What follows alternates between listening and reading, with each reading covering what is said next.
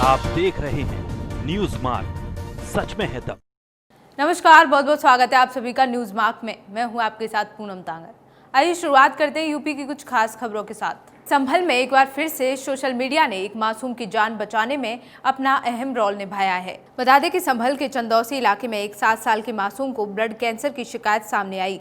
बता दें कि मासूम के पिता जब मासूम को अस्पताल लेकर पहुंचे तो उनको पता चला कि उनका बेटा ब्लड कैंसर से पीड़ित है और जल्द ही उसके इलाज के लिए 16 लाख रुपए की जरूरत है। लेकिन परिवार की आर्थिक स्थिति बेहद खराब होने के चलते मासूम के परिवार ने मासूम की मदद के लिए सोशल मीडिया पर लोगों से अपील की।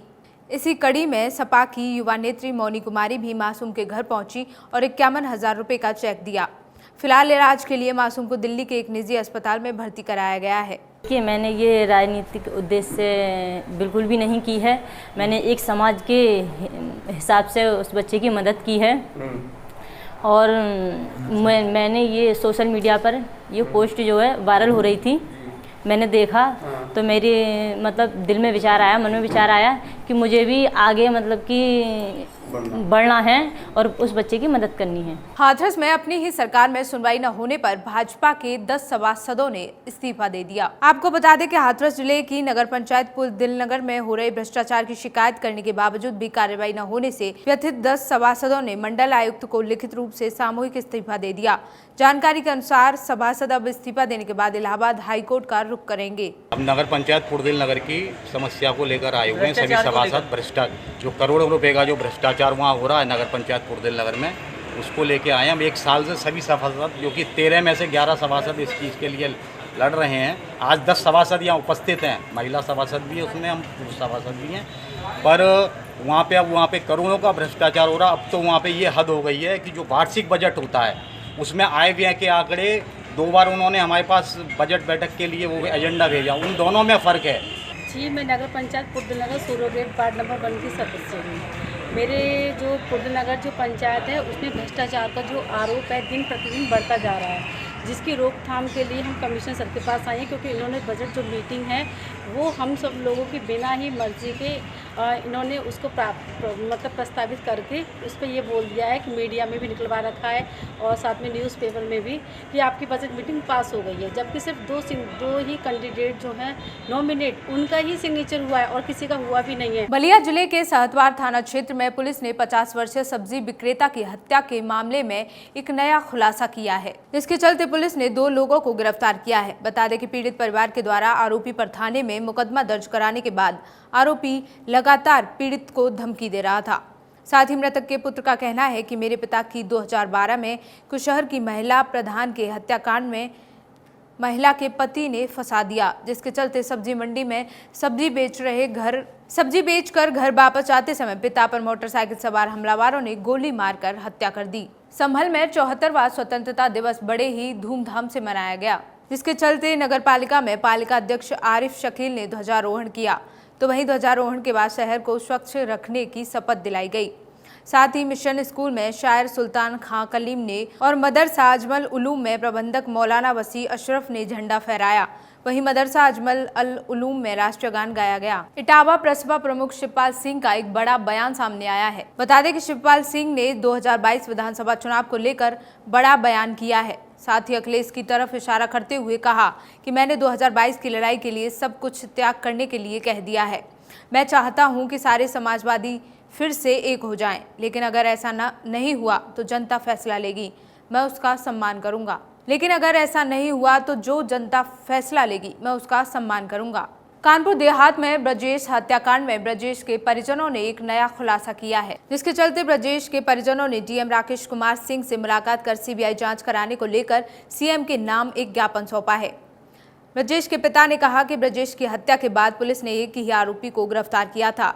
घटना में और भी लोग शामिल हैं, पुलिस उन्हें बचा रही है। साथ ही परिवार ने फरार आरोपियों से उनके परिजनों को भी जान का खतरा बताया है। ब्रजेश के पिता ने कहा कि परिवार में और लोगों की भी हत्या हो सकती है। ब्रजेश के परिजनों ने ब्रजेश की हत्या के पीछे चौरा निवासी सपा से जिला पंचायत सदस्य नीरज यादव पर हत्या में शामिल होने का आरोप लगाया है। वहीं उनके परिजनों ने कहा कि पुलिस सपा से जिला पंचायत सदस्य नीरज यादव को बचा रही है।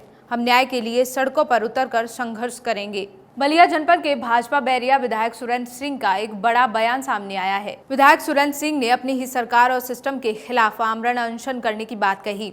उन्होंने कहा कि भू माफियाओं के खिलाफ कार्रवाई नहीं हुई तो वह आमरण अनशन करेंगे।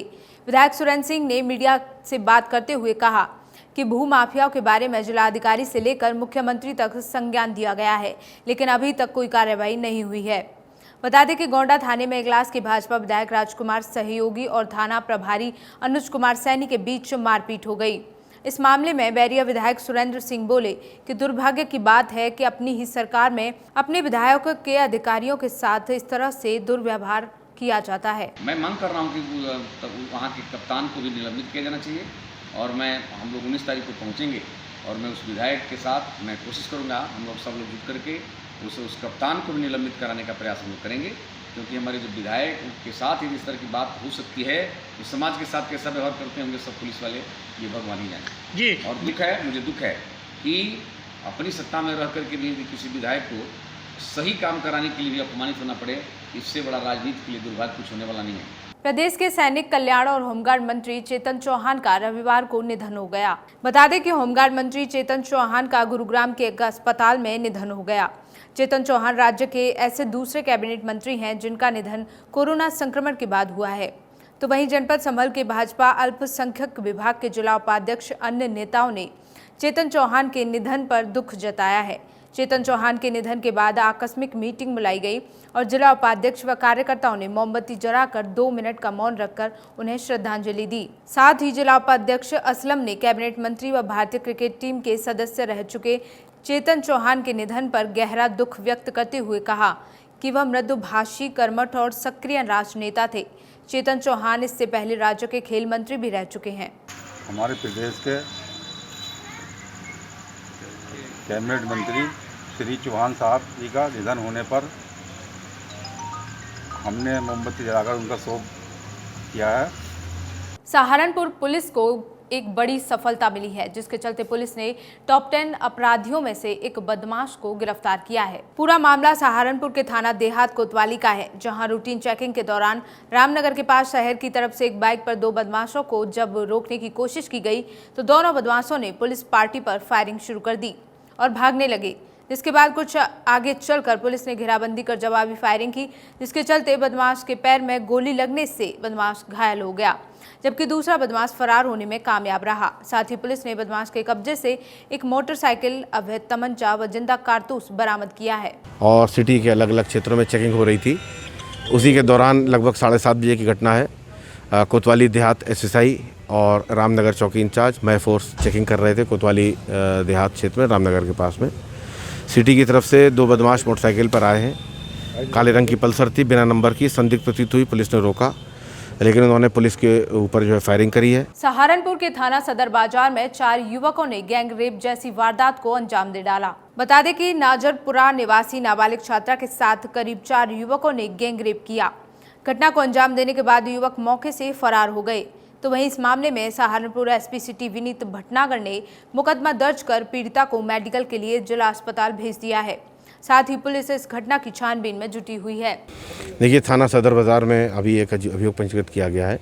एक नाबालिग छात्रा के द्वारा जो है उसकी मां के द्वारा तहरीर दी गई है और बताया गया है कि उसके साथ में कुछ लोगों ने जो दुष्कर्म किया। तो उसमें तुरंत ही प्रकरण की गंभीरता देखकर जो बालिका है उसका अभियोग पंजीकृत किया गया सुसंगत धाराओं में, और उसके बाद जो भी वैधानिक कार्रवाई होती उसका मेडिकल कराने की या उसके बयान वगैरह कराने की वो कार्रवाई की जा रही है। फिलहाल इस बुलेटिन में बस इतना ही। देश और दुनिया की तमाम बड़ी खबरों के लिए जुड़े रहिए न्यूज़ मार्क के साथ। नमस्कार।